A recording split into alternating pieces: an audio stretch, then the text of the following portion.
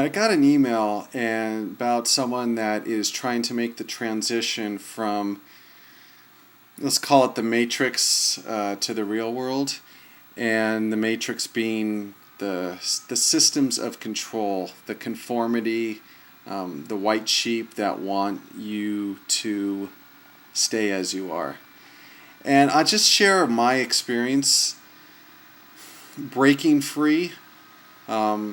And I don't know if anyone if attains 100% freedom, because in some way, shape, or form, we are dependent upon the system that surrounds us. We're dependent on it for money. We're dependent on it for food. We're dependent on it for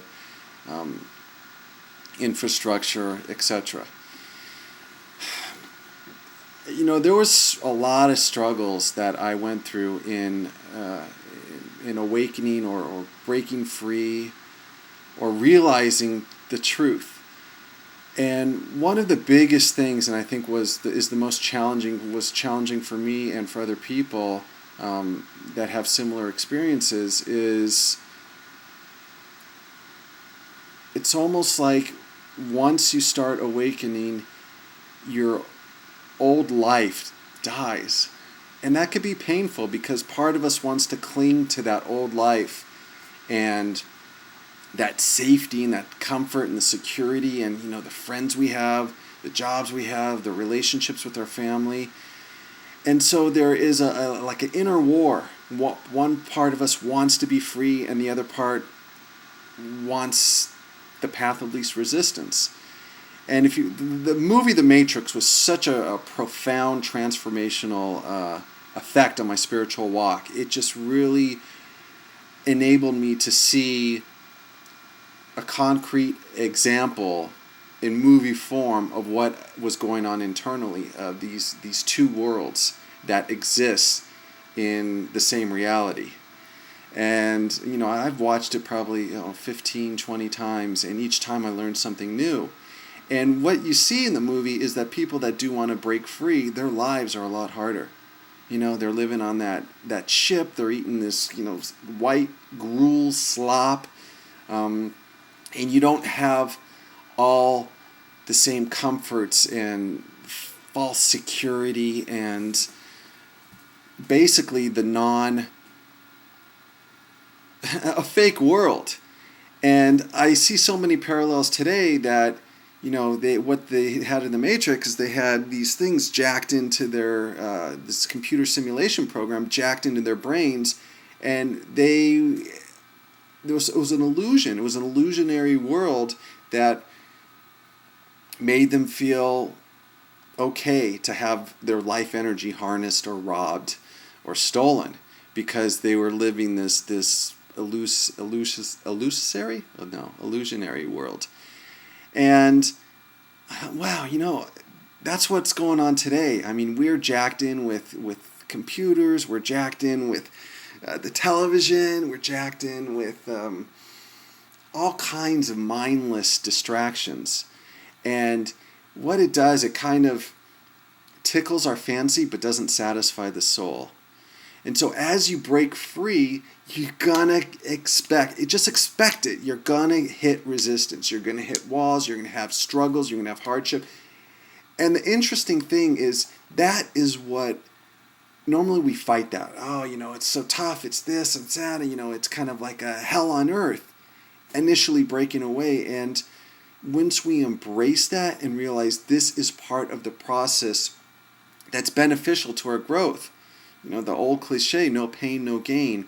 And when we say, give me my next challenge and let me see how I could overcome it. Because without those challenges, without those struggles, our soul kind of just stagnates. And that's what, is happening in the majority of the populace today, in the masses. Their soul is stagnant because they're not really challenged. They go from their job to their home, and they're challenged externally to a certain degree, just surviving and putting food on the table and bills like that. But I mean a deeper internal challenge. And once you break free, there's so many things that we have to be aware of like weaning ourselves off of approval. And you're going to go through probably a whole new circle of friends, and there might be a long period where it's just kind of a solitary existence. And even today, YouTube, I've met some great people that I keep in touch with and continue to talk with that I really didn't realize were even out there. I just kind of accepted before YouTube. I accepted the fact that I'm probably going to be alone in this journey, and I just embraced solitude. So I think that's the first thing. And the next thing is a lot of, in the email I got, there sounded like there was a lot of tension and struggle and like a fight. And I don't really agree or believe that we are benefited by fighting the system, going against, and, a lot of energy is wasted in fighting. I'm going to overcome this. I'm going to, do this, and I'm going to protest this. And all that is kind of like my previous video, the cracks in the dam. We're just kind of letting our energy dissipate. So what is better is to take it and go internally. And what we usually do is we want to point the finger and say, this is this person or this system or this government or this relationship is keeping me down, instead of reflecting and going within and saying, has really nothing to do with them. It has to do with me and my reaction to it. Because really all we can control and influence is our own inner being. And we just say stuck, like in quicksand, when we project everything externally as why we're feeling the way we feel. And this is it's human nature. We want someone to blame. We want a culprit. And that once you play the victim, you're going to stagnate. So when I feel a sense of emotional distress, or something makes me unhappy or mad, or I feel like this is, hampering my freedom, I don't look at that particular situation. I look within. And I will look within, one, for a solution. Am I afraid of expanding my comfort zone? What am I attached to? Am I attached to a job? Am I attached to security? And am I attached to certain people's opinions of myself?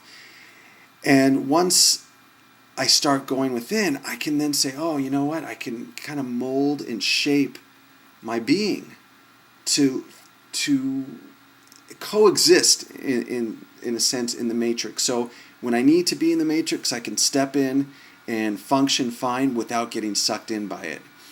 I hope that is helpful and answers some of the questions in your email, but keep on moving down the path, because we're going to hit brick walls, and it's so easy to just kind of bump our head in a brick wall and not find the way around it, or not chip our way through it, and realize that's the part that really brings the greatest fruit or the greatest reward.